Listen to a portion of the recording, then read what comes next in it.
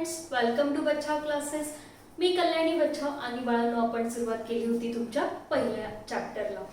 बाळांनो तुमचं पहिलं चॅप्टर काय आहे? Basic concepts in geometry. या चॅप्टरमध्ये आपण बऱ्याचशा जॉमेट्रीतल्या बेसिक कन्सेप्ट असतात त्या बघितल्या होत्या.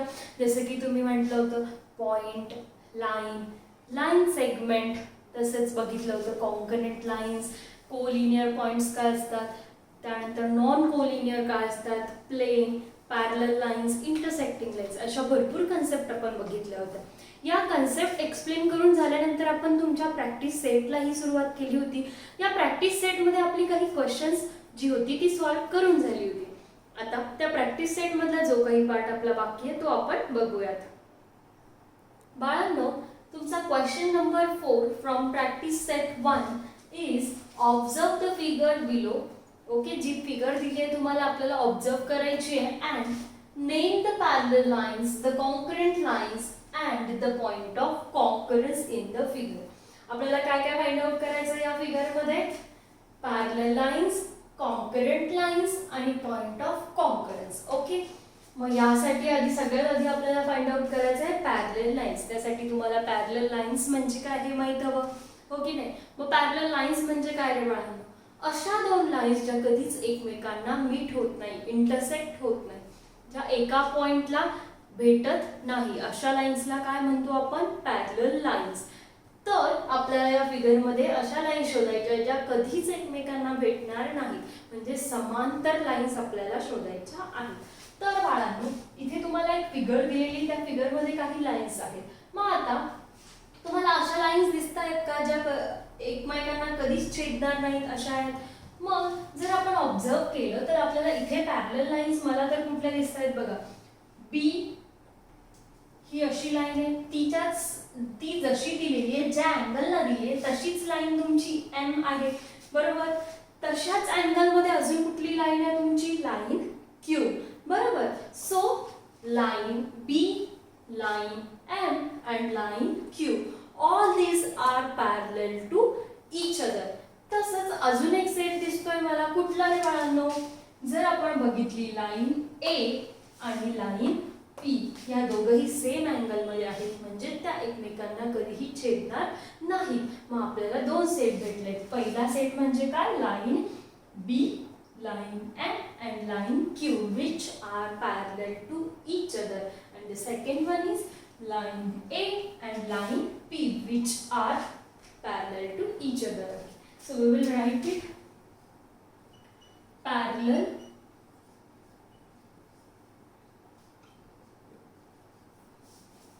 lines. Okay, now पहिला ग्रुप कुठला आला होता रे बाळांनो तुमचा? Line B, line M and line Q are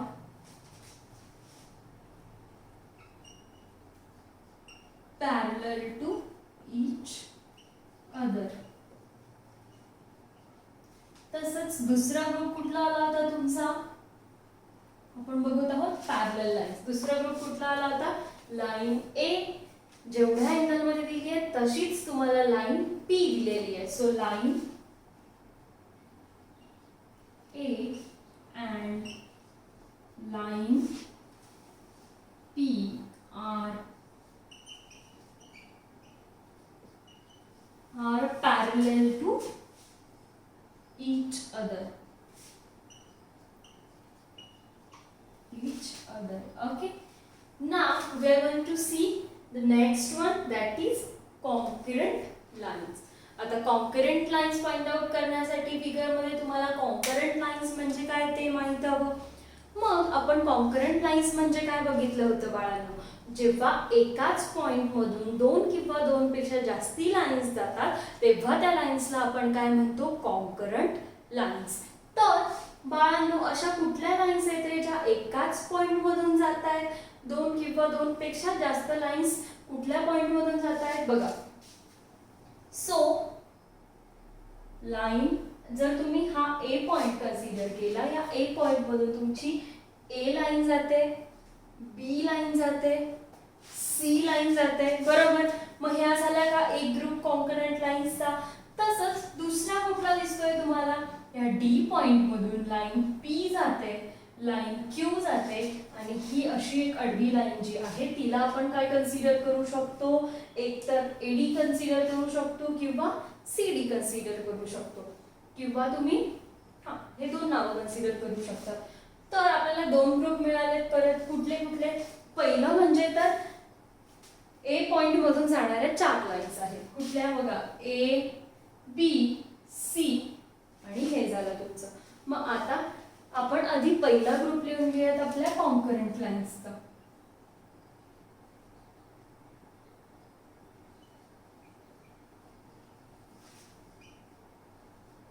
concurrent lines. Okay, now first one is line A, line B and line C. अजून एक लाईन कुठली जाते तुमची, ही स्ट्रेट लाईन, बरोबर. मग आपण तिचं नाव काय कन्सिडर करू शकतो, कुठलेही दोन पॉइंट्स कन्सिडर करायचे आहेत आपल्याला, ए सी किंवा AD. Okay, so I am going to consider AC and line AC. Okay, so हा फर्स्ट ग्रुप झाला कॉन्करंट लाईन्सचा. जर तुम्ही बघितलं यांचा पॉइंट ऑफ कॉन्करन्स म्हणजे ज्या पॉइंट मधून त्या सर्व लाईन जात आहेत तो कुठला येणार आहे, ए पॉइंट. ओके, आणि दुसरा ग्रुप कुठला मिळतोय तुम्हाला कॉन्करंट लाईन्सचा, इकडचा. मग त्यामध्ये कुठल्या कुठल्या लाईन्स येत आहेत तुमच्या, पी लाईन, क्यू लाईन आणि ही एक स्ट्रेट लाईन. मग आता याला मी दोन नावं कन्सिडर करू शकते, एक तर म्हणजे एडी किंवा एसी आणि अजून एक नाव म्हणजे सी डी. मग तुम्हाला जे कन्सिडर करायचं असेल तुम्ही ते करू शकता. मी वरती एसी कन्सिडर केलं होतं, so I am going to consider here also AC. So line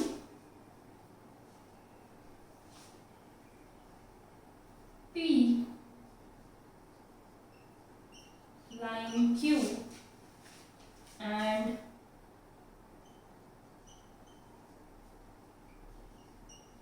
line AC. Okay, हे झालं तुमचं concurrent lines. Now we are going to find out the point of concurrence. आता आपल्याला काय फाइंड आउट करायचं, या फिगर मध्ये पॉइंट ऑफ कॉन्करन्स म्हणजे काय, त्यासाठी आपल्याला पॉइंट ऑफ कॉन्करन्स म्हणजे काय माहित हवं, हो की नाही. मग आता पॉइंट ऑफ कॉन्करन्स म्हणजे काय रे बाळांनो, जेव्हा कॉन्करंट लाईन्स तुमच्या एका पॉइंट मधून पास होत असतात त्या पॉइंटला म्हणतो आपण पॉइंट ऑफ कॉन्करन्स. मग आता ह्या सगळ्या तुमच्या कॉन्करंट लाईन्स आहेत ज्या एका पॉइंट मधून पास होत आहे, तो पॉइंट कोणता आहे तुमचा इथे, A point. So A is nothing but your point of concurrence through which the concurrent lines pass, right? So here first point is A point. After that here this P line, Q line and this AC are passing through this point D.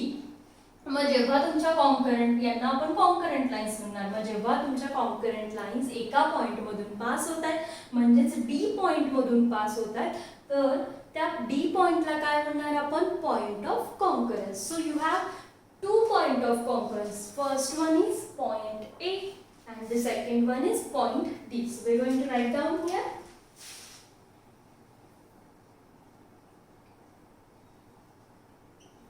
point of concurrence. Point of concurrence.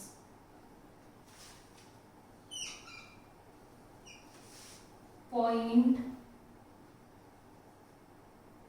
A and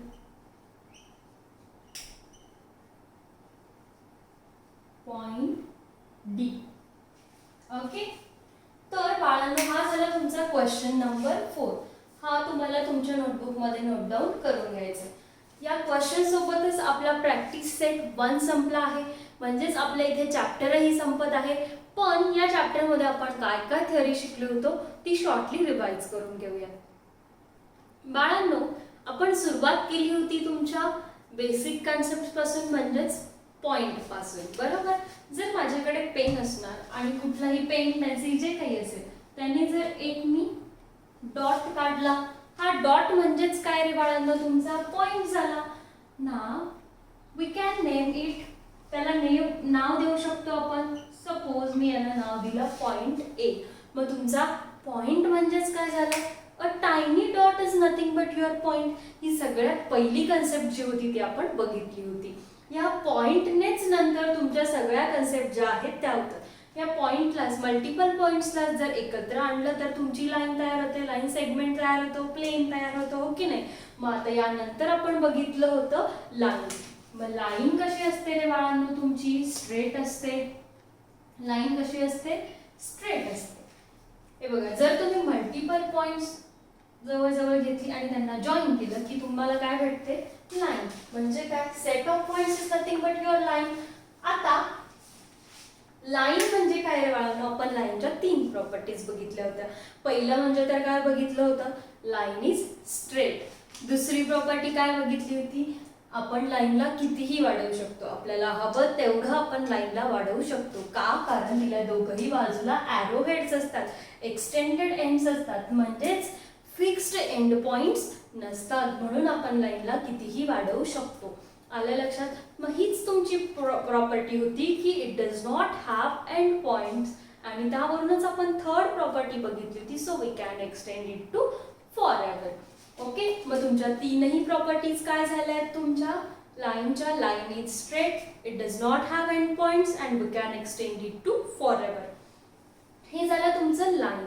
line नंतर आपण बघितलं होतं line segment. आता line segment म्हणजे काय आपण ते बघूयात. यासाठी आपण 3 प्रॉपर्टीज बघितल्या होत्या. जेव्हा तुम्ही 2 पॉइंट ड्रॉ केले, suppose I have drawn 2 points and I am going to connect this 2 points. Okay. हे 2 पॉइंट मी जॉईन केले. हे पॉइंट जॉईन केल्यानंतर मला एक स्ट्रेट लाईन भेटते. याला लाईन म्हणू शकतो आपण, पण याला काय आहेत, एंड पॉइंट्स आहेत. आणि आपली लाईन कशी असते, तिला एंड पॉइंट्स नसतात. मग जेव्हा तुमची ही लाईन एका पॉइंट पासून स्टार्ट होते आणि दुसऱ्या पॉइंटला येऊन थांबते, त्याला काय म्हणतो आपण, लाईन सेगमेंट. आलं लक्षात. So line segment has fixed length, म्हणजेच काय, लाईन सेगमेंटला एंड पॉइंट्स असतात आणि म्हणूनच आपल्याला तिला पुढे वाढवता येत नाही. बाळांनो, मग आपल्या लाईन सेगमेंटच्या 3 प्रॉपर्टीज कुठल्या झाल्यात रे. Line segment is straight, it has end points, that's why we cannot extend it to forever. आलं लक्षात. सो आपण काय बघितलं, point, line and line segment. यानंतर आपण बघितलं होतं रे. रे काय असतं, मी तुम्हाला टॉर्चचं एक्झाम्पल दिलं होतं. जर तुम्ही टॉर्च ऑन केली तर त्याचा लाईट एका डिरेक्शन मध्ये कंटिन्युअसली फॉरवर्ड जात असतो, बरोबर. मग रे कसा असतो, ray starts at 1 point and continuously goes forward into another direction. म्हणजे काय, एका पॉइंट मधून स्टार्ट होतो आणि दुसऱ्या पॉइंटच्या दिशेने कंटिन्युअसली फॉरवर्ड जात असतो. आता तुम्ही जर बघितलं, जसं हे it is a combination of this 2, line आणि लाईन सेगमेंट. त्याला एका पॉइंटला एंड पॉइंट आहे, ओके, एका साईडला एंड पॉइंट आहे आणि दुसऱ्या साईडला ॲरो हेड आहे. म्हणजेच काय, it starts at 1 point and continuously goes forward into another direction. So this starting point of a ray is nothing but your origin of a ray. आलंय रे लक्षात. रेला एक स्टार्टिंग पॉइंट असतो, तोच त्याचा काय असतो, ओरिजिन. आलंय लक्षात बाळांनो. सो दिस इज युअर रे. त्यानंतर आपण बघितलं होतं कॉन्करंट लाईन्स. कॉन्करंट लाईन्सच्या आधीही आपण एक कन्सेप्ट बघितली होती, that if you have drawn 1 point, okay, मी एक पॉइंट ड्रॉ केला, you can draw infinite number of lines through that point. म्हणजेच काय, एक जर मी पॉइंट ड्रॉ केला तर असंख्य लाईन्स त्या पॉइंट मधून पास होतील, बरोबर. समजा मी काही लाईन्स ड्रॉ केल्या, मला infinite number of lines draw करता येणार आहे. म्हणजेच काय, असंख्य लाईन एका पॉइंट मधून पास होतात. आलंय लक्षात. So infinite number of lines can be pass through 1 point. आलंय लक्षात. त्यानंतर आपण बघितलं होतं कॉन्करंट लाईन्स. आता एकाच पॉइंट मधून तुमच्या इन्फायनाइट लाईन्स जात आहेत, बरोबर. मग जेव्हा दोन किंवा दोनपेक्षा जास्त लाईन्स एकाच पॉइंट मधून पास होतात, जेव्हा एकाच पॉइंट मधून दोन किंवा दोनपेक्षा जास्त लाईन्स पास होत असतात, तेव्हा त्या लाईन्सला काय म्हणतो आपण? Concurrent lines. मग आता इथे सपोज या पॉइंटला मी कन्सिडर केलं पॉइंट पी. ओके, मग या पी पॉइंट मधून माझ्या भरपूर लाईन्स जात आहेत, 1 2 3 4 लाईन्स जात आहेत, बरोबर. मग या चारही लाईन्सला काय म्हणणार आपण? Concurrent lines. मग आता कॉन्करंट लाईन्स जर यांना म्हणतोय, मग ज्या पॉइंट मधून तुमच्या या कॉन्करंट लाईन्स पास होत आहेत त्या लाईन्सला, त्या पॉइंटला काय म्हणणार रे बाळांनो? आपण बघितलं होतं, त्याला म्हणतो आपण पॉइंट ऑफ कॉन्करन्स. तर इथे तुमचा कुठला पॉइंट ऑफ कॉन्करन्स आहे? Point P is your point of concurrence. आलंय लक्षात? तर बाळांनो, यानंतर आपण काय बघितलं होतं? Collinear points and non collinear points. मग आता कोलिनियर आणि नॉन कोलिनियर पॉइंट्स बघताना आपण एका प्लेन मध्ये काही पॉइंट्स घेतली होती. ओके, एका प्लेन मध्ये काही पॉइंट्स घेतली होती आणि जसं की आपण बघितलं होतं, जर तुम्ही कुठलीही दोन पॉइंट्स घेतली तर त्या दोन पॉइंट्स मधून एकच लाईन ड्रॉ होते. You can draw only one line through any two distinct points. हे बघितलं होतं आपण. मग आपण काय केलं? ही सगळी जी प्लेन मध्ये पॉइंट्स घेतली त्यातून एक लाईन ड्रॉ करण्याचा प्रयत्न केला. मग आता जर मी या इथून जर लाईन ड्रॉ केली तर मला इथे काय दिसतं? या लाईनवर माझी मल्टिपल पॉइंट्स आलेत, बरोबर. मग जेव्हा when 3 or more points lie on the same straight line, then those points are called as collinear points. जेव्हा तुमच्या एका स्ट्रेट लाईनवर 3 किंवा 3 पेक्षा जास्त पॉइंट्स असतात, तेव्हा त्याला काय म्हणतो आपण? Collinear points. मग आता ही सगळी जी पॉइंट्स आहेत, जी लाईनवर आली आहेत, या स्ट्रेट लाईनवर आली आहेत, त्याला काय म्हणणार आपण? कोलिनियर. त्याच्या नावातच आहे. म्हणजे काय? लिनियर म्हणजे काय? स्ट्रेट. या स्ट्रेट लाईनवर आलेली सगळ्या पॉइंट्सला आपण काय म्हणणार? कोलिनियर. आणि या लाईनच्या बाजूला सगळी म्हणजे लाईनवर नसलेली पॉइंट्स तुमची कुठली पॉइंट्स असणार आहेत? Non collinear points.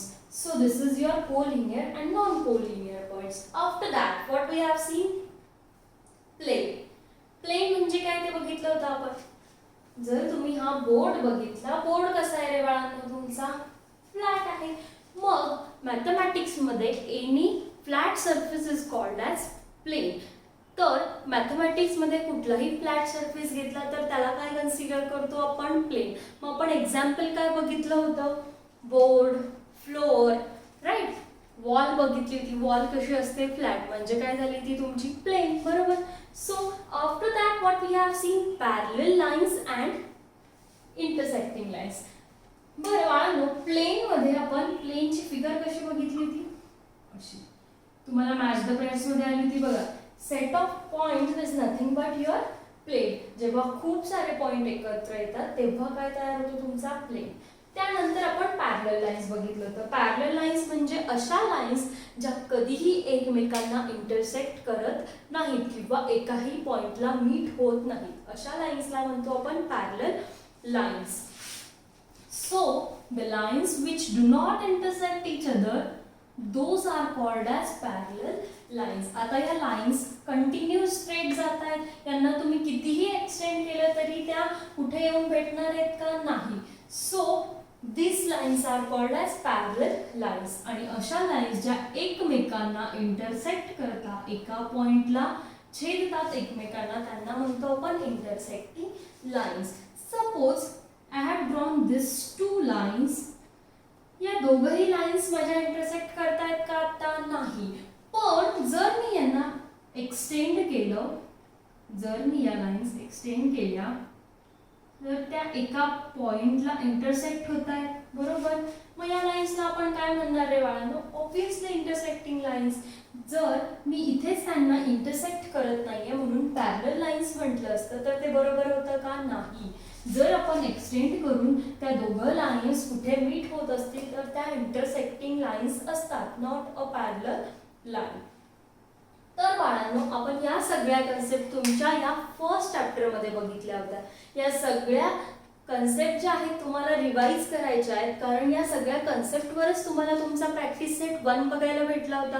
तर बाळांनो, आपण आता भेटूयात पुढच्या लेक्चरला पुढच्या नवीन चॅप्टर सोबत. तोपर्यंत बाय बाय.